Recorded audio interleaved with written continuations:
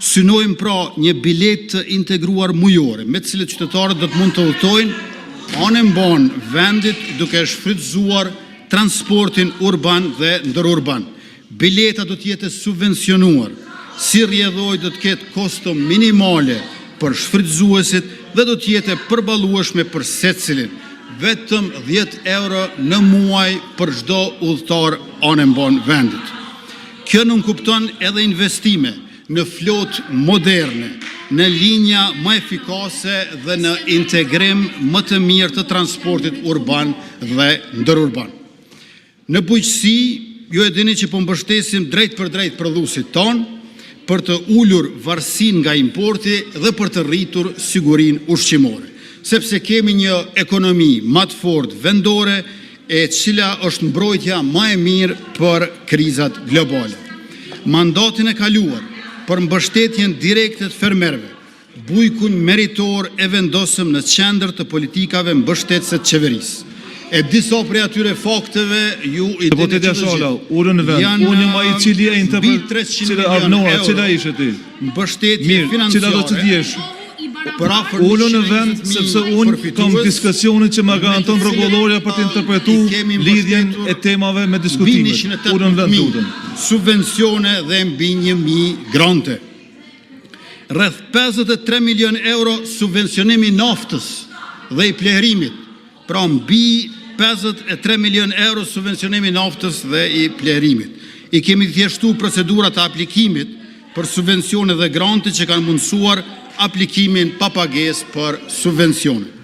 120% është rritja mesatare e mbështetjes për kultura bujqësore, ndërkaq deri në 275% arrin për kulturën e grurit, 400% kemi rritje të mbështetjes për bujqësinë organike dhe 5.655 gra fermere janë subvencionuar me mbi 11 milion euro, si dhe 1.5 milion euro janë ndarë për fuqizimin e grave rurale në agrobiznes, përgjithsisht UN Women dhe UN FAO.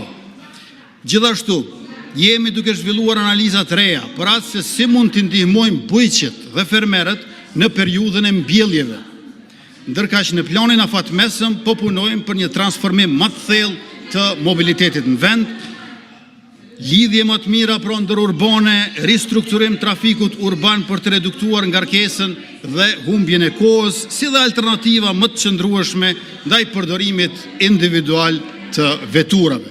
Sepse e vërteta është kjo, zgjidhjet e qëndrueshme nuk janë gjithmonë të menjëhershme, por janë ato që ndryshojnë realisht, praktikisht jetën e njerëzve.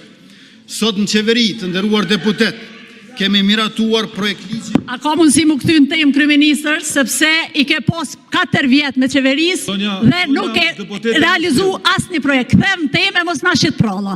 Kthem në temë dhe re kabinetin qeveritor këtu, edhe ti nderuar Moje Rendin. Moje Rendin. Kryeministër, kthem në temë.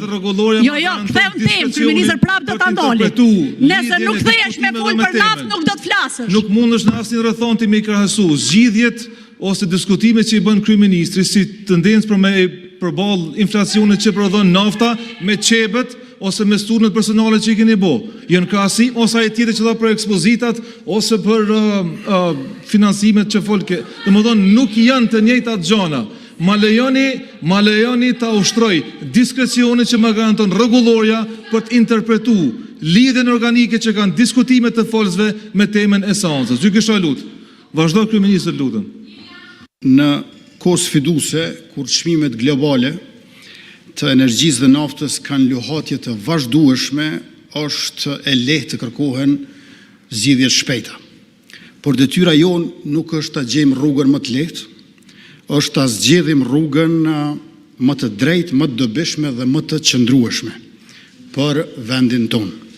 Situata aktuale në tregun e derivateve ka sfiduar edhe ekonomitë më të mëdha të botës. Ndërkaq te ne, efekti më dramatik nuk ka dhënë ende shenjat e veta, pasi nuk ka pasur kufizim të furnizimit dhe as humbje të derivateve në treg.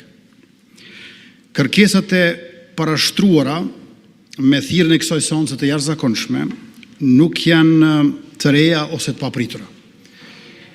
Në vazhdimsi në secilën krizë apo luhatje, të cilat kanë qenë shumë në këto 6 vitet e fundit, të parat masa të propozuara kanë qenë heqja apo ulja e TVSH-s e në këtë rast edhe e akcizës për naftën.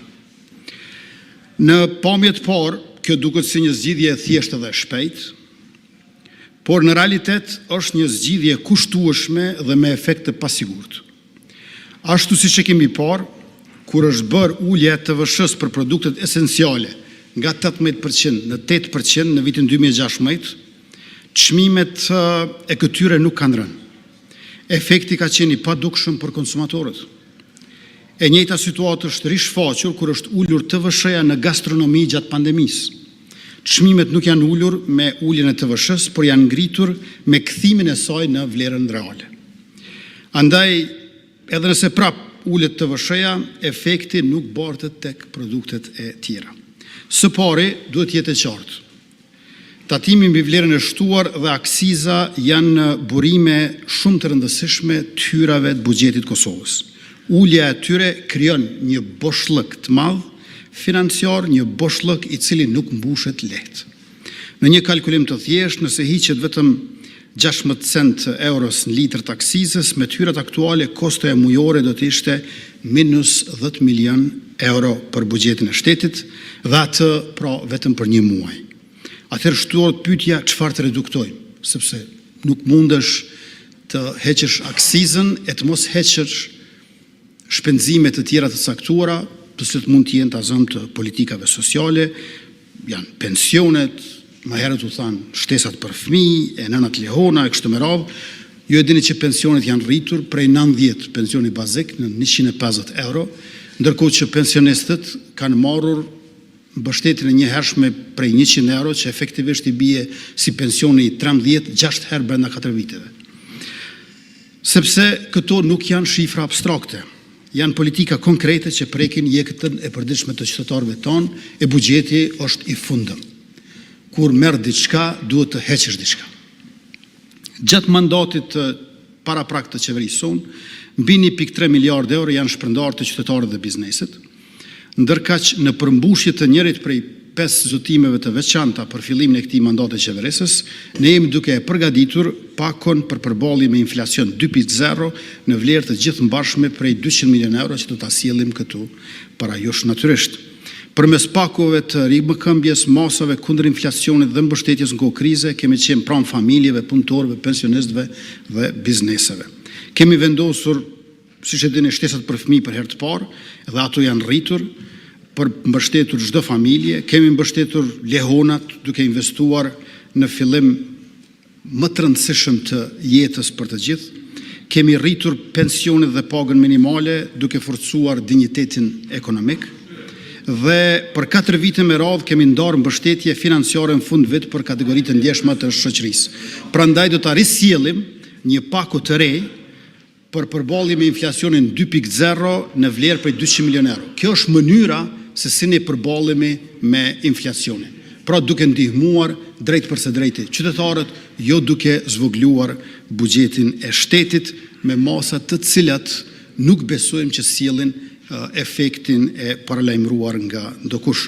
Dhe për 4 vite me radhë kemi ndarë pra mbështetje të cilat nuk kanë qenë vetëm në fund vit, edhe pse kanë qenë rregullisht në fund vit, meqense jemi zotuar që do t'ju qëndrojmë pranë qytetarëve me politika sociale që ta zbusim pabarazin dhe t'i nxjerrim mbi pragun e varfërisë sa më shumë.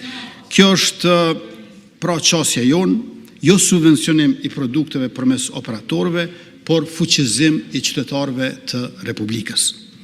Sepse kur subvencionohet një produkt si nafta, nuk ka garanci që përfitimi shkon te qytetari.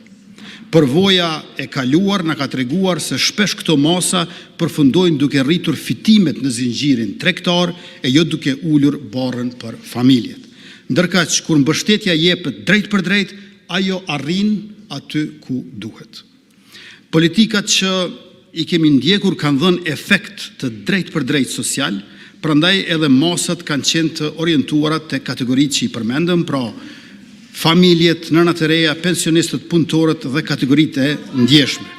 Këto janë masat të targetuara që reduktojnë pabarazin dhe kanë efekt real në mirëqenie. Unë po flas për përmbajtjen dhe përbërjen e pakos për përballje me inflacionin 2.0. Pra, pakoja për përballje me inflacionin 2.0 është mënyra jonë se si ne ballafaqohemi me inflacionin i cili është përgjithsisht i importuar. Por, për te i kësaj, ne nuk qëndrojmë duar kryq përballë sfidave të mobilitetit dhe kostos së jetesës.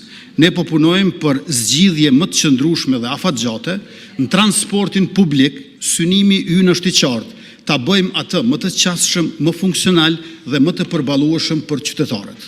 Po përgatitemi që në kuadër të jetësimit të zotimeve tona zgjedhore për siguri dhe begati, për transportin publik të fillojmë me programin Onem Bon. Këtu përfshihet krijimi i rrjetit të integruar të transportit publik në gjithë vendin, në mënyrë që edhe çmimi i shtuar i naftës të mos reflektohet në bileta më të shtrejta për qytetarët në sistemin publik të transportit.